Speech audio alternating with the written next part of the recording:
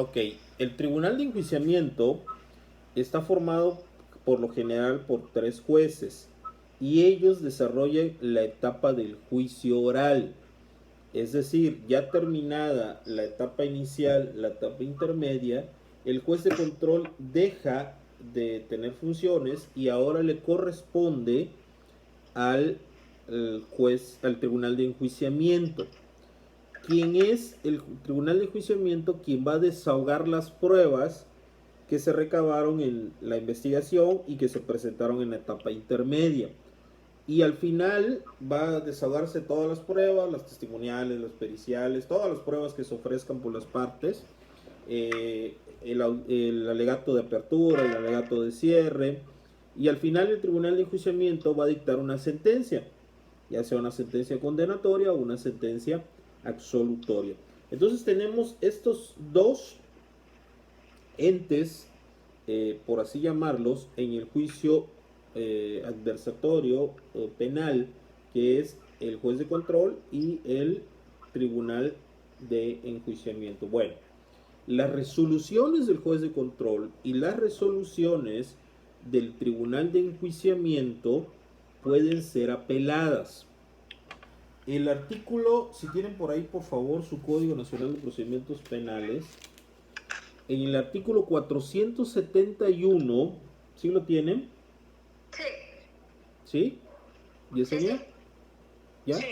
El 371, en el primer párrafo dice: el recurso de apelación contra las resoluciones del juez de control se impondrá por escrito ante el mismo juez que dictó la resolución dentro de los 3 días en que surte efectos la notificación. El plazo es 3 días para el recurso de apelación, ya sea que lo interpongamos ante el juez de control o ante el tribunal de enjuiciamiento. 3 días son los que tenemos. Una vez, dice el código, eh, Que surte efecto. que surte efecto. Es decir, dígame. Eso de que, por ejemplo, de que surte efecto, ¿cómo, cómo es? Porque algunas veces dicen que surte efecto, algunos lo interpretan que es el mismo día y algunos lo interpretan que es al día siguiente. Depende de la resolución mismo del juez. Si estamos en una resolución en la cual hubo una audiencia, las notificaciones surten efectos en el mismo momento de la audiencia. Por ejemplo, Cuando se le da por notificado, ¿no? Dentro de la misma audiencia. dentro de la misma Oh. audiencia, Okay. por ejemplo, donde el juez determina una medida cautelar y en ese momento te notifica la medida cautelar, te dice en el surte efectos en este momento, ¿no? Y ahí empieza a correr al día siguiente tu tercer día. Siempre es al día siguiente, perdón, no es el mismo día. Es al día siguiente, el primer día. Por ejemplo, si la audiencia la tuviste el lunes, el primer día es el martes, el segundo día es el miércoles y el tercer día es el jueves. Okay, Evelyn, ¿sí lo captaste? sí, sí, sí entendí que, o sea, dependiendo como usted lo dijo, como lo diga el juez o lo dicte el juez, pero puede ser incluso, si se dice que son 3 días, inmediatamente un día después de que se hizo la audiencia empieza a contar el primer día. Ok, eso es en contra de las resoluciones de trámite que dicta el juez de control. Y dice el mismo código en la última parte del artículo, del primer párrafo del artículo 471, dice: y 5 días si se tratare de sentencia definitiva. Es decir, cuando el juzgado, el tribunal de enjuiciamiento ya determinó la inocencia o la culpabilidad del imputado y alguna de las partes no está de acuerdo, tienen 5 días para presentar la apelación contra la resolución del tribunal de enjuiciamientos. Repito, son 5 días para presentar la apelación. ¿Cómo puede ser esa resolución? Esa resolución puede ser una sentencia absolutoria o una sentencia condenatoria. ¿Ok? Condenatoria. ¿Estamos de acuerdo? Obviamente que si es una sentencia condenatoria, quien va a apelar en primera instancia va a ser la defensa.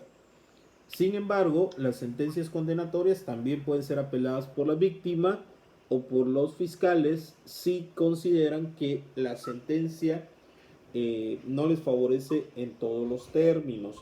Sin embargo, tenemos que la ejecución de una sentencia pues se va al juez de ejecución.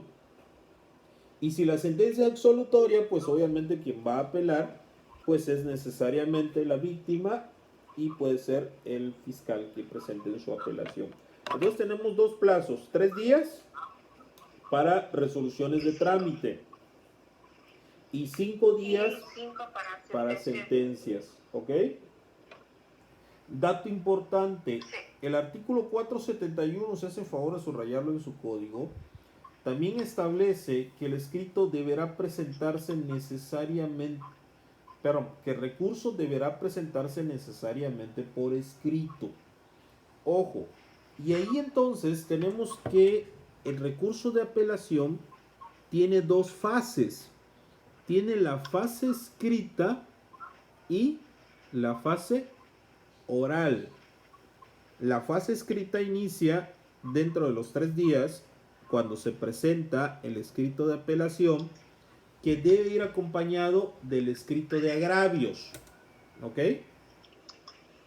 Es importante que a nuestro escrito de apelación se acompañe el escrito de agravios, porque si no se presenta el escrito de agravios, conforme al artículo 470, chequen por favor el artículo 470, por favor, en su código.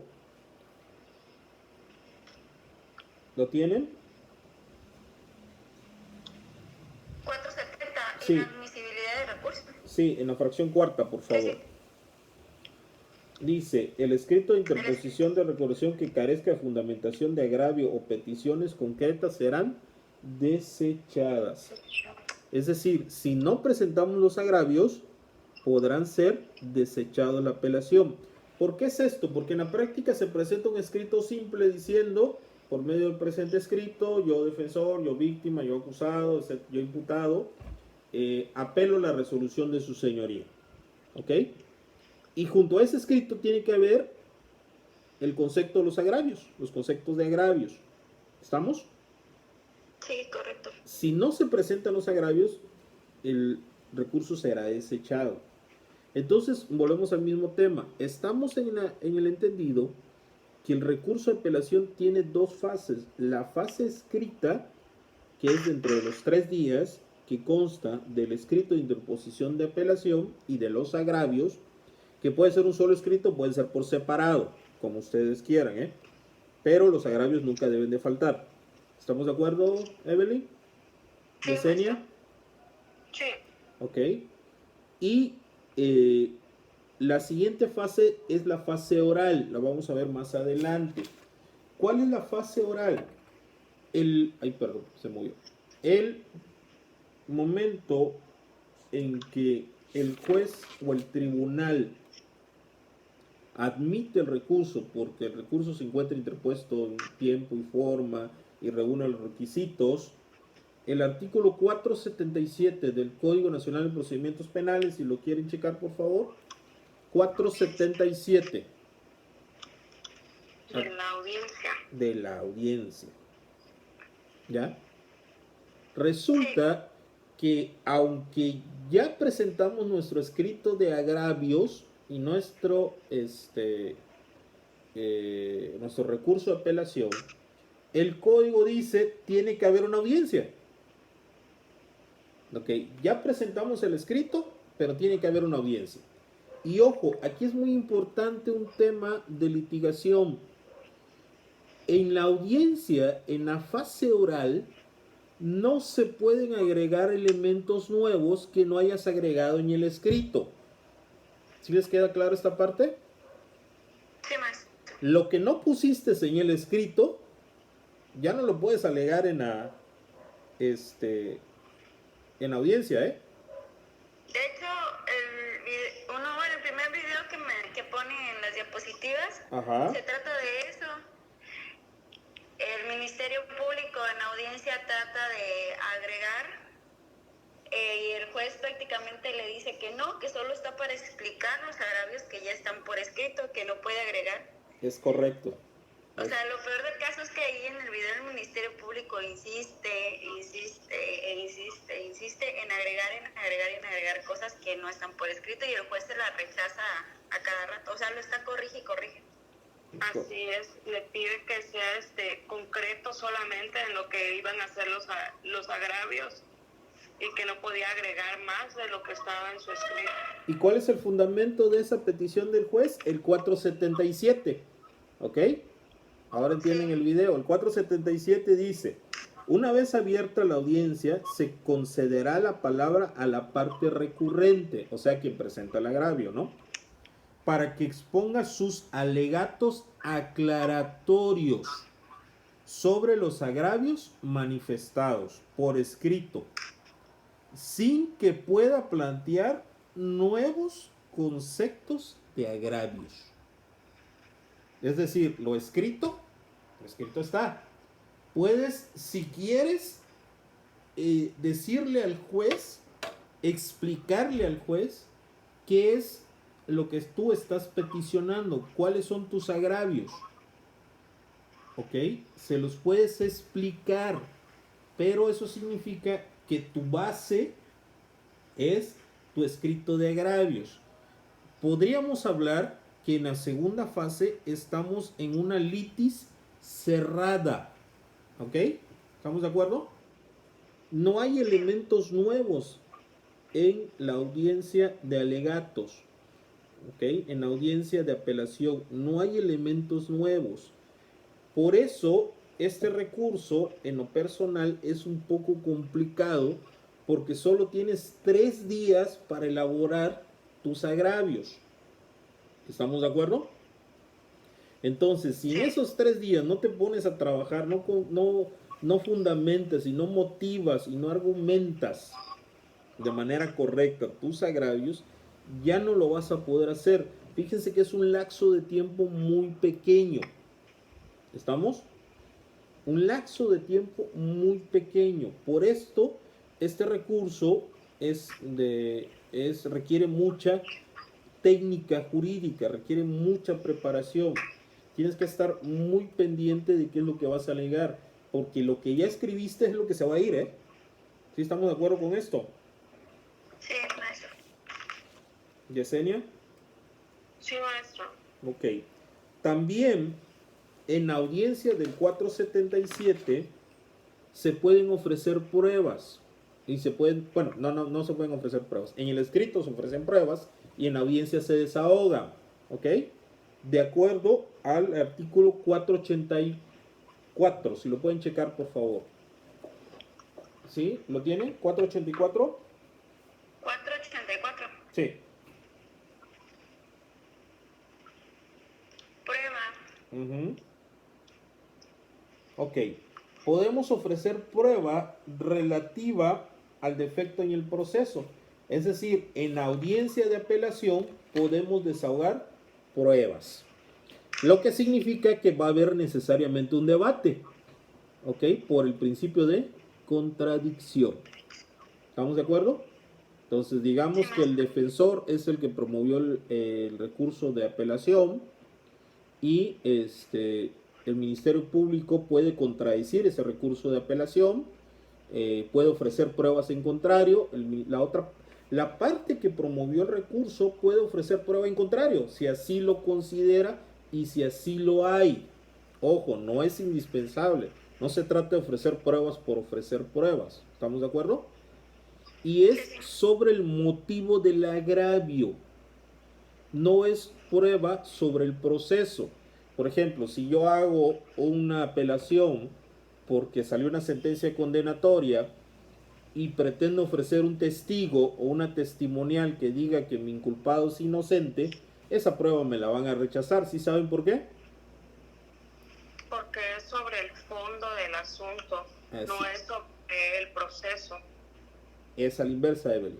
Me la van a rechazar porque es sobre el proceso, no sobre el fondo. Ah, ok. Sí, es sobre el proceso, no sobre el fondo.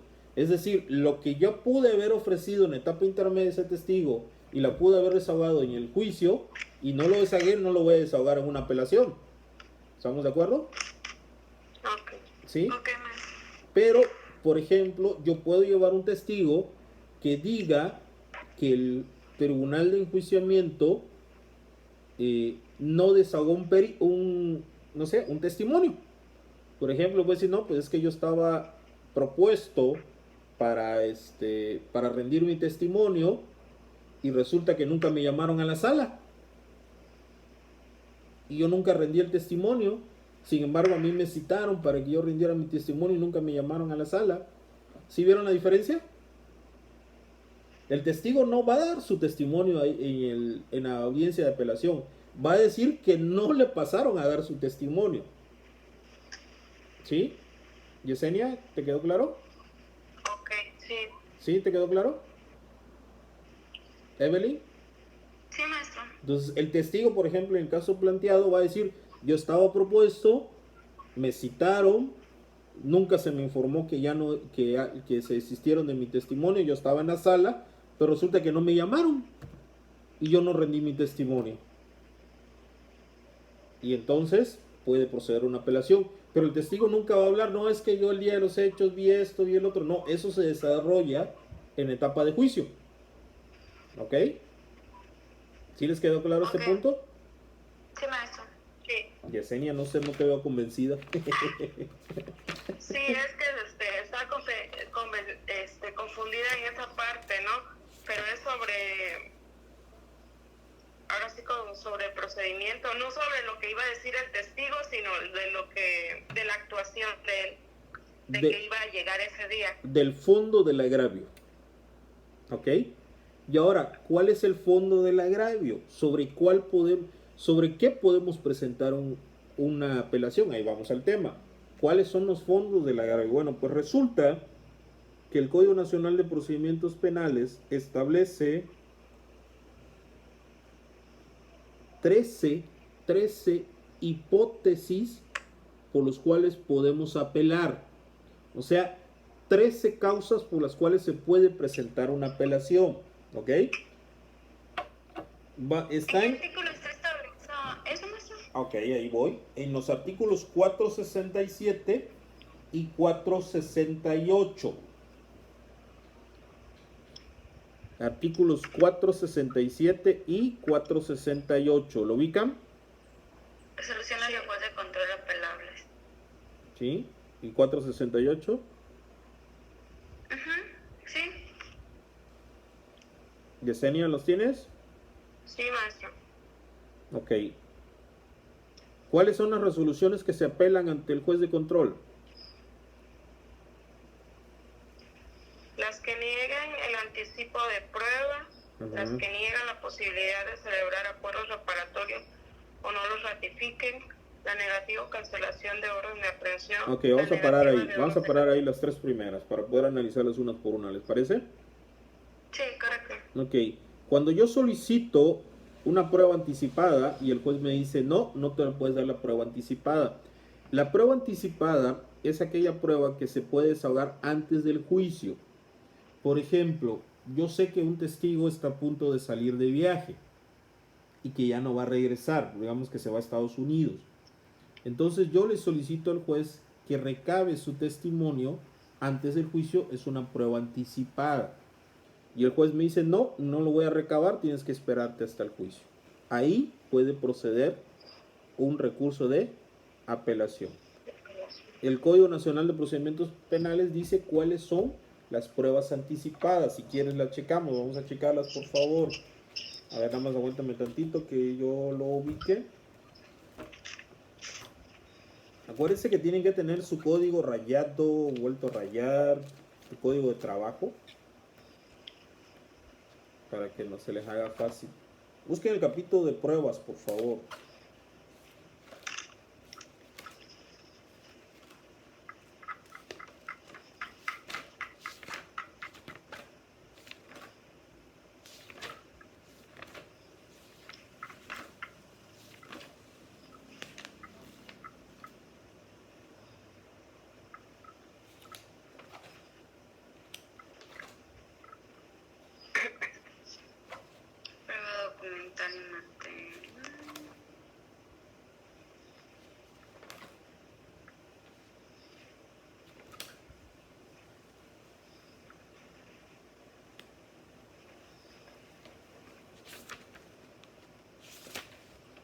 Ok, miren. Vamos. 356. ¿Cuál? El 356, disposiciones generales sobre la prueba. Pero no habla de la prueba anticipada. Prueba testimonial. 305 es el procedimiento para prueba anticipada. Debe ser ese. Prueba anticipada. 304. 304. 304. Sí. Dice, antes de la celebración de la audiencia de juicio se podrá desahogar anticipadamente cualquier medio de prueba siempre que satisfaga los siguientes requisitos: que sea practicado ante el juez de control, que sea solicitado por alguna de las partes, que sea por motivos fundados y de extrema necesidad y que se practique en audiencia. ¿Ok? Tiene que ser, cualquier prueba se puede desahogar antes del juicio. Hablamos del ejemplo del testigo que tenía que ir a viajar a Estados Unidos y que no iba a regresar en corto plazo. Entonces le podemos pedir al juez que desahogue de manera anticipada esa prueba, pero lo mismo podemos hacer con periciales, lo mismo podemos hacer con interrogatorios, podemos hacer, o el caso por ejemplo del perito, que sabemos que el perito va a ser cambiado de adscripción, por ejemplo, si es un perito de la fiscalía y alguien nos pasó por ahí el dato que ese perito va a renunciar o se va a cambiar, se va a ir, no sé, a Jopelchen, ¿no? Y que traerlo a juicio va a ser un relajo, podemos pedirlo en la prueba anticipada, ¿ok? Entonces, ¿sí les quedó claro ese punto? Sí, ¿Ok? maestro. Cuando el juez niegue la prueba anticipada, podemos apelar. Y volvemos ahí, por ejemplo, Yesenia, ¿qué prueba puedes ofrecer en una apelación cuando se te niega el anticipo de prueba?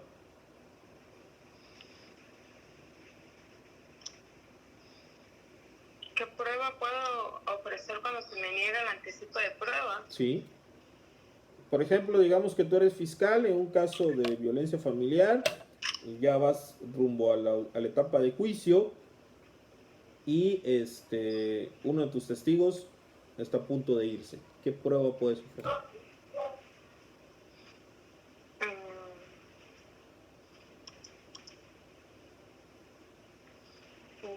No sé, que algo que él me pueda dar para donde me compruebe que va a ser su cambio de residencia. Por ejemplo, que se va a cambiar de trabajo. Una constancia donde su trabajo lo van a mover a otro lado. Es correcto. Entonces, si el juez, por ejemplo, te niega ese anticipo de prueba, tú te vas a apelación dentro de los 3 días y entre escrito de agravios, puedes presentar esa prueba y va a ser desahogada. Pero acuérdate que, como por ejemplo, si es el escrito, acuérdense que todo documento tiene que ser incorporado de forma Escrita. oral. Por la Acuérdense. persona que no. Exactamente. Evelyn, todo documento en el juicio penal tiene que ser incorporado de forma oral. Ok. Entonces, lo que quiere decir que ese escrito tiene que ser llevado al tribunal y la persona lo tiene que reconocer y tiene que incorporarse de manera oral. Todos los documentos se incorporan de manera oral. Lo que quiere decir que en la audiencia de apelación vamos a desarrollar un ¿qué? Interrogatorio. ¿Estamos de acuerdo? En su caso, ¿quién es el que incorporaría la prueba de manera oral? ¿La persona que emitió la constancia o la persona a la que le realizaron la constancia? De preferencia la persona que emitió la constancia. Okay. De preferencia. Recordemos que también hay documentos públicos y documentos privados. Acuérdate que los documentos privados, los documentos públicos no requieren mayor formalidad, ¿no? Entonces, por ejemplo, si él trabaja para una institución como es, no sé, la fiscalía y el documento de adscripción está firmado por el fiscal, pues no vas a llamar a declarar al fiscal, ¿no? Basta con que presentes el documento original. ¿Estamos de acuerdo? Es un documento público, a menos que sujete de falso. Entonces, que el defensor, por ejemplo, yo soy el defensor, tu contraparte, no, esa firma es falsa. ¿Ya? Entonces, ¿vieron cómo algo tan sencillo se puede completar en caso de un mini juicio de apelación? Pero las reglas son muy claras. Las pruebas es sobre el motivo del agravio. ¿Estamos de acuerdo? Sí, maestro. Ok. El segundo párrafo, regresamos al párrafo 467. perdón, al artículo 467, por favor. ¿Ya?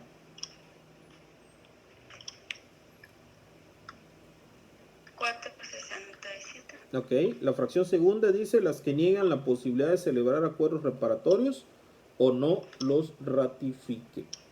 Ok.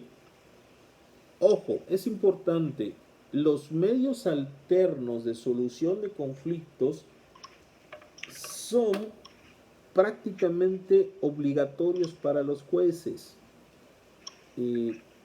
A menos que esos medios, esas soluciones alternas impliquen violación a derechos, ya sea para la víctima o para el imputado.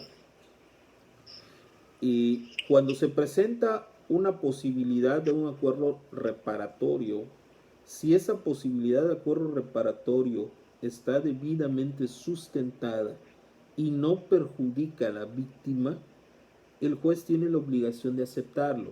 ¿Estamos de acuerdo? Sí, sí. Pero bajo el argumento que no perjudique a la víctima. Es decir, por ejemplo, en una lesión cuyos montos, digamos, no sé, 1.000.000 de pesos, y se pretenda llegar a un acuerdo reparatorio donde se paguen 100 pesos, pues obviamente el juez es garante de esos temas, ¿no? Y no puede y no debe aceptar esos acuerdos reparatorios. ¿Sí quedamos de acuerdo con esto? Sí, maestro. Sí. Los acuerdos reparatorios son de carácter obligatorios para el juez siempre y cuando no entrañen violaciones de derechos, ya sea a la víctima o al propio imputado. ¿Ok? ¿Estamos de acuerdo? Sí, sí. Aunque si quieren apuntarlo por allá. El párrafo tercero dice la negativa o cancelación de la orden de aprehensión. Cuando le pedimos a un juez que dicte una orden de aprehensión, un juez de control, y este juez de control se niega a dictar o a cancelar esa orden de aprehensión. Esta apelación prácticamente es exclusiva del fiscal o del Ministerio Público. Obviamente la defensa no va a apelar una negativa de cancelación de orden de aprehensión o una negativa de dictar una orden de aprehensión. ¿Ok? Ok, Evelyn, ¿puedes leer la fracción cuarta, quinta y sexta?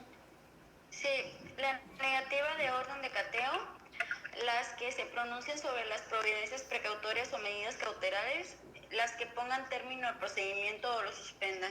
Ok. ¿Una orden de cateo es un qué?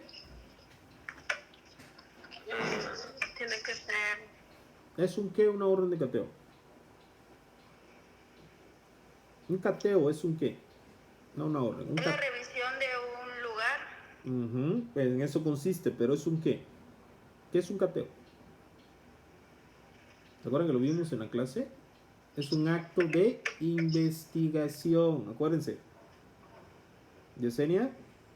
Sí, es un acto de investigación. Es un acto de investigación. Otorgado por el juez de control. Exactamente. Solo puede ser otorgado por el juez de control. Y solo el juez de control lo puede negar. Y digamos que el juez de control niega un cateo, el fiscal puede, o el Ministerio Público puede apelar esa negativa de cateo. ¿Ok? Las que se pronuncien sobre las prudencias precautorias o medidas cautelares. Quiere decir que todas las medidas cautelares son sujetas a apelación. ¿Ok? Todas las medidas cautelares.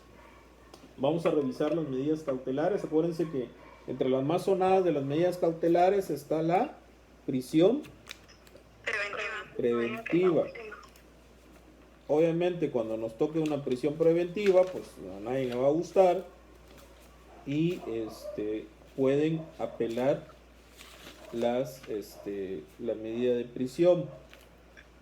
En el artículo 155 del Código Nacional de Procedimientos Penales están las 14 medidas cautelares. Ubíquenla, por favor.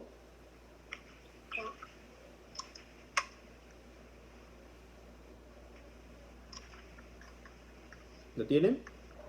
Sí. Son las 14 medidas cautelares. Entonces tenemos, por ejemplo, la número 14, la prisión preventiva. Creo que comentaba Evelyn del caso de Rosario Robles, ¿verdad? En la clase pasada. Sí, en la clase pasada estuvimos hablando de eso. del caso de Rosario Robles. Jessy, ¿sí conoces el caso de Rosario Robles? No, ¿Sí sabes quién es Rosario Robles? no, Rosario Robles no es, lo recuerdo. Rosario Robles es una política mexicana involucrada en temas de partidos. Actualmente fue acusada por diversos delitos contra el patrimonio del Estado, lo que se conocen delitos como corrupción, y fue llevada a juicio. El problema es que en el momento que desahogaron la audiencia inicial, que llevó aproximadamente 19 horas, 14 horas, Evelyn, ¿cuántas horas fueron? Fueron Fueron más de 18, ¿no? 18, 19 horas, fueron más de 12 horas, Sí. para ser más claros. Al final dictan la medida de prisión justificada. Y esa medida ya ha sido apelada o solicitada su revocación por 5 veces. Es un caso emblemático del tema de las apelaciones y de las medidas. Si quieren checarlo, pongan caso Rosario Robles y van a aparecer en Google y va a aparecer todo lo referente. Es más, creo que las sentencias ya están en internet. No sé si están en internet las audiencias, pero no me extrañaría que estuvieran ya en internet las audiencias. Si pueden checarla. Pero bueno, es el caso más socorrido de una apelación cuando tenemos una prisión preventiva justificada. Podemos apelar. Sin embargo, también, por ejemplo, cuando nos ponen una medida cautelar que nosotros pensamos que es muy débil. Ejemplo, estamos atendiendo a la víctima y de pronto tenemos la sorpresa que al imputado únicamente se le imponen medidas cautelares muy leves. Por ejemplo, la, la, la primera, ¿no? Y yo como víctima, digamos un caso de violencia familiar, Jesse, pues dice, no, espérate, que si este canijo lo dejan salir, pues nada le impide ir a la casa de la afectada y golpearla o hacerle algo más, ¿no? Entonces esa medida es demasiado leve. Tú puedes apelar para que el juez cambie la medida cautelar, porque dice, no es posible que con solo la firma periódica se deje ir a un agresor, digamos en caso de violencia familiar, o en cualquier caso que ustedes quieran. Entonces las medidas cautelares no solo se apelan cuando son excesivas, también se pueden apelar cuando son mínimas. Y pensamos que está afectando los intereses de nuestros representados. Acuérdense, licenciadas, que nosotros siempre asistimos ya sea a la víctima o al imputado o Ministerio Público.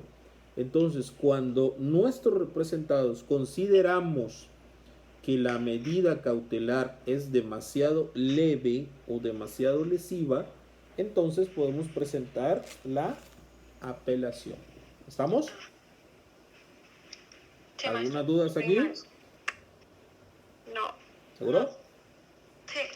Ok, entonces tenemos qué tipo de medidas cautelares es el 155. 35. ¿Vieron qué fácil se maneja el Código Nacional de Procedimientos Penales? No es tan complicado. Todo está aquí en el Código Nacional de Procedimientos Penales. Por eso yo siempre digo que el derecho penal no vamos a descubrir el hilo negro. Ya está descubierto. Solo necesitamos saber y buscar en el código. No necesitamos aprendernos de memoria. Solamente señalar dónde están las cosas. Por eso yo siempre les he comentado que pueden poner, bueno, entonces ya conocen mi código está subrayado, rayado y todo. Deben tener un código que ustedes de preferencia comentados, si pueden comprarlo. Hay muchos autores. O su propio código en el cual ustedes vayan haciendo sus anotaciones de clase. Espero que todo eso que estén anotando por acá, pero todo eso que estén viendo lo estén anotando. Lo que estoy manifestando ahorita no viene en las diapositivas, las diapositivas es otro tema. ¿Estamos de acuerdo? Sí, maestro. Jessy, ¿estás de acuerdo? Sí, maestro. Gracias. Sí. Ok, dice las resoluciones, la fracción sexta, las resoluciones que pongan término en procedimiento lo suspenden. el auto que resuelve la vinculación o del imputado a proceso. Ok, en este me quiero detener en este párrafo séptimo que dice el auto que resuelve la vinculación del imputado a proceso. Recordemos que en la primera etapa se ve la calificación de la detención, la imputación y la vinculación a proceso, la vinculación a proceso y las medidas cautelares. Eso se desarrolla en la primera etapa. Una de las etapas más importantes, de hecho algunos abogados litigantes, que estamos en redes ahorita, muchos, algunos abogados litigantes consideran que la vinculación a proceso es la parte medular del proceso. Yo no lo veo tan así, pero sí tengo que reconocer que es una parte muy importante. Entonces, cuando a nuestro defendido, en este caso que somos defensores, lo vinculan a proceso, tenemos dos opciones. La primera opción es ir a la apelación dentro de los 3 días y la segunda opción es irnos al amparo dentro de los 15 días. ¿Ok? Si digamos que hay una vinculación a proceso en el caso de defensor. En el caso de fiscal, si tenemos una no vinculación a proceso. Entonces tenemos dos elementos para combatir la no vinculación a proceso. El primer es un recurso ordinario, es la apelación, y el segundo es un juicio, es el juicio de amparo. ¿Qué pasa? En la práctica, por lo general, acudimos al juicio de amparo, pero la realidad es que el juicio de amparo hoy es un juicio de amparo indirecto, hoy es muy tardado.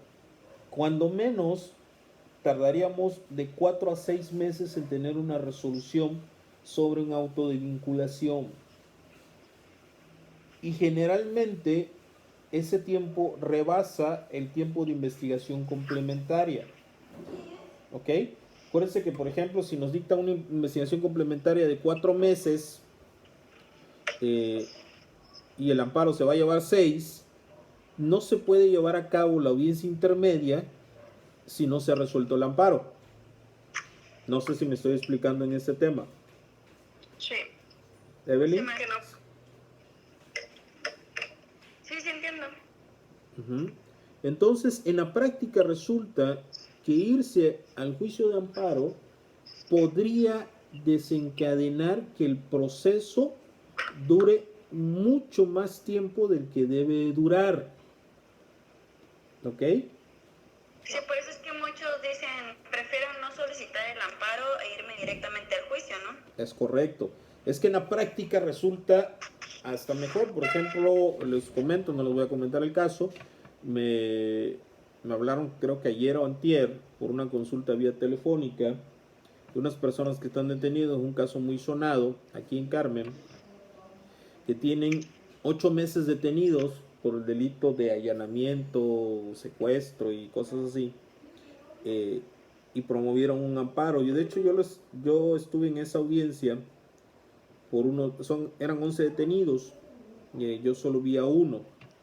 El que yo vi salió inmediatamente, fue no vinculación a proceso, pero los otros 10 se quedaron detenidos. Los otros 10 promovieron un amparo indirecto. Hasta la fecha de hoy ese amparo indirecto no se ha resuelto. Llevan 8 meses detenidos. Ahí se desconectó Evelyn, se ha de haber quedado sin pila. Llevan 8 meses detenidos, Jesse.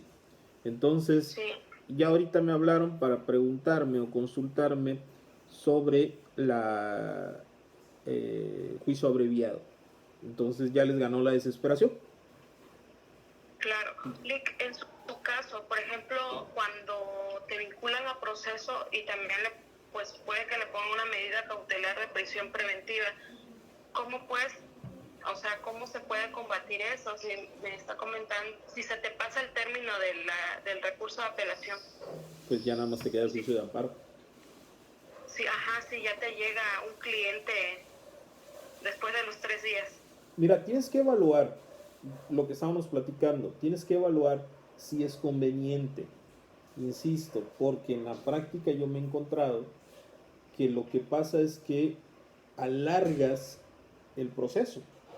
Entonces, si encuentras suficientes elementos para irte al amparo, vete al amparo, porque sabes que lo vas a ganar, porque te lo van a conceder. Pero si en tu, pero si en tu estudio descubres que es muy difícil que te concedan el amparo, no dilates el procedimiento. Mejor agilízalo. Sí, porque solo o sea, en su caso lo dilataría, ¿no?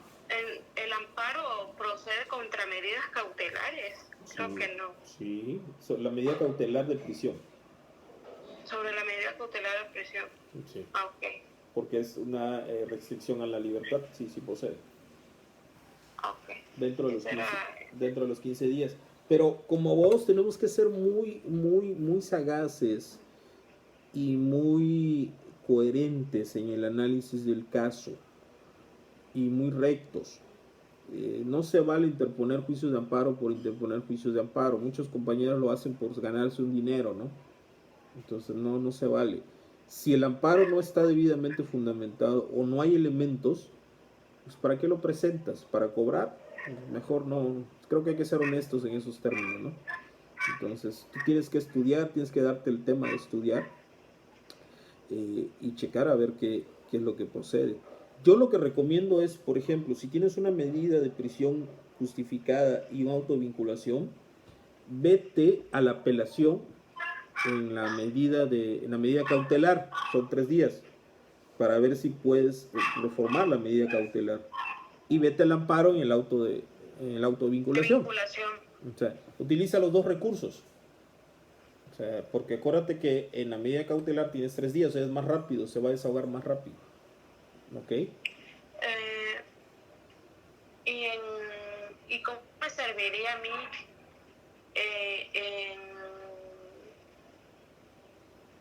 no sé, para la medida cautelar o para la prisión preventiva? Por ejemplo, los informes que da la UMECA, de que no, porque he visto un amparo así, donde utilizaron como prueba eso, los informes que daba la UMECA, porque no era una persona de alta peligrosidad. De hecho, la UMECA es bueno, aquí en Campeche se llama UMECA, Unidad de Medidas Cautelares de Campeche. Es una figura pública reconocida, entonces tiene lo equivalente a fe pública y se presume de buena fe, lo que quiere decir que sus informes deben ser valorados y otorgados valor probatorio pleno. ¿Ok? Entonces sí los puedes utilizar. En lo personal, como defensor, te puedo decir que no estoy muy seguro de la OMECA. De hecho, a los defensores no nos ayuda muchísimo. No, pues los expiden luego, Sí, o sea, pero bueno, es una institución pública y tiene la presunción de estar correcto, ¿no? Entonces sí los puedes usar en ese sentido, que es lo que yo te recomiendo. ¿Ok? Bueno, seguimos. Bueno, no sé qué pasó con esta muchacha. Creo que no sé si se puede integrar otra vez a la llamada. No me ha mandado mensaje. Me hace que se quedó sin batería. Dice, vamos a seguirle entonces. Nos quedamos en la 7, la 8, los que concedan, niegan o revocan la suspensión condicional del proceso, la negativa a abrir el proceso abreviado, la sentencia definitiva dictada en el proceso abreviado y las que excluyen un medio de premio. Y me queda una 10. Ojo, el procedimiento abreviado, el proceso abreviado, también es susceptible de apelación. ¿Ok? Se supone que cuando vamos a un procedimiento abreviado ya todo está de una u otra forma pactado con el Ministerio Público. Pero recordemos que es el juez precisamente de control quien toma al final las últimas decisiones. Y esas decisiones deben ser en base al beneficio de la víctima y del imputado, y como dije anteriormente, que no violente derechos fundamentales. Entonces, cuando tenemos que el juez, desde el punto de vista del defensor, se excede en el procedimiento abreviado o queda corto en cualquiera de los dos, tanto aspecto positivo o negativo, es posible irnos al recurso de apelación. En este caso, en el procedimiento abreviado, dice que es una sentencia definitiva. ¿Ahí es con los 5 días? ¿Es con el término de 5 días? Podría ser con el término de los 5 días porque es sentencia definitiva, efectivamente. Ok. Entonces, las que excluyen algún medio de prueba, lo último, es decir, ofrecemos algún medio de prueba y queda excluyente. Recordemos que las pruebas pueden ser desechadas por la exclusión de la prueba, ¿se acuerdan? Vamos a checar las pruebas. Te voy a decir bajo qué aspectos nos pueden desechar las pruebas.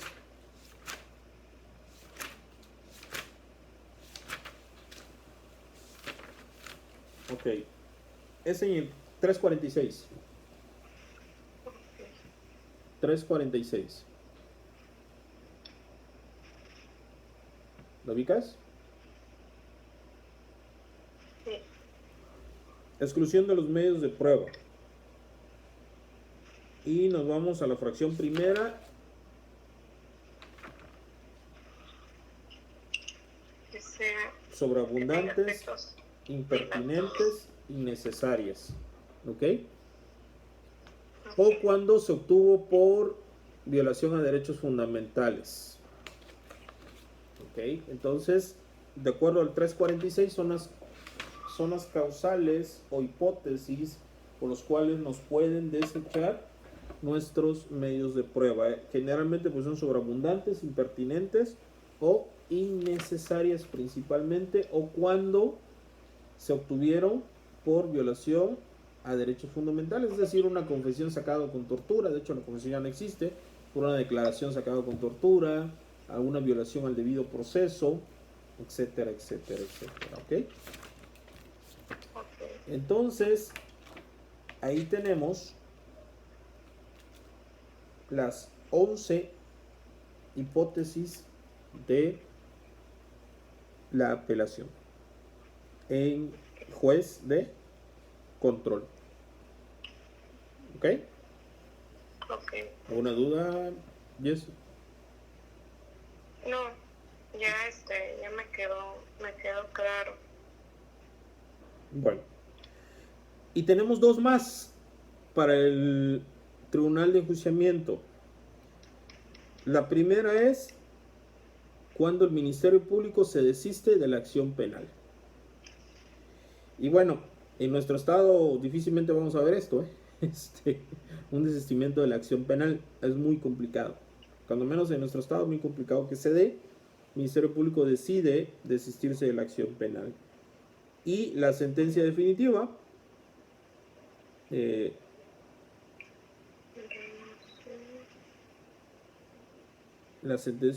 cuando no se valoró una prueba o cuando se violó algún principio o una violación grave al proceso.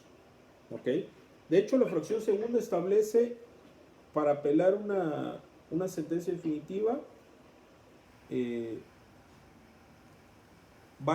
unas hipótesis muy claras. La primera es valoración de pruebas, es decir, no se valoraron las pruebas de manera adecuada. Número 2, se violó el principio de inmediación. Y número 3, violación al debido proceso. Son los 3 supuestos que el código establece como elementos necesarios para una apelación. Insisto, valoración de prueba. 2, inmediación. Y 3, violación al debido proceso. Entonces, ¿cómo es el escrito de apelación? ¿Parecido al que se hace al de mercantil? Sí, de hecho... ¿Que le pone me causa agravio? Bueno, en la próxima clase vamos a hablar de los agravios. La sentencia Acuérdate que... emitida con fecha tal. No, acuérdate que el escrito de apelación en Campeche se formula por separado. El primer escrito únicamente dice, señor juez, con fundamento en los artículos tal, tal, me permito apelar tal resolución. ¿Ok? ¿Sí te queda claro? Nada más. Y generalmente como... Oh, chingada.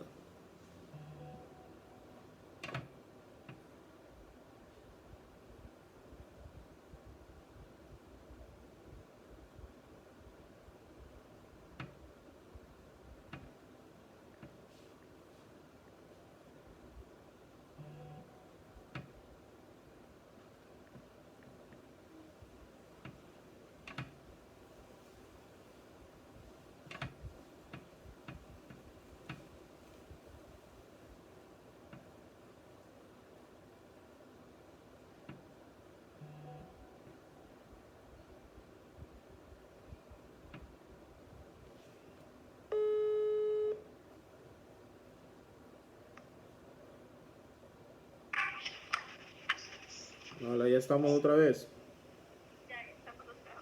Ok, Jesse, te decía, la práctica común aquí en Campeche es hacer dos escritos.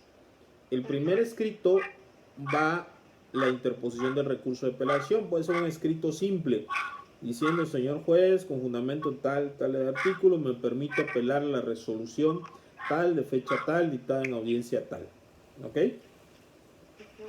Y el segundo escrito, por lo general, aquí en Campeche, consiste en el escrito de agravios. ¿Ok? En el escrito de agravios. Aunque puede ser un solo escrito. No hay formulismo. El Código Nacional de Procedimientos Penales no pide formulismos específicos. ¿Ok? Entonces puedes hacerlo en un escrito, puedes hacerlo en dos. Necesariamente deberá llevar los agravios. Si quieren, ya en la próxima clase platicamos del concepto de agravio. ¿Qué es un agravio? ¿Cómo se hace un agravio? ¿Ok? Pero necesariamente debería llevar escrito de agravio, si no nos van a desechar, nos van a tener por no interpuesto el, el recurso. Ok, hasta aquí, ¿alguna duda, muchachas? ¿Licenciadas? ¿Jessy? No, maestro. ¿Seguro? Solo con lo, bueno, en su caso con lo de las tareas que ya que yo pensé que eran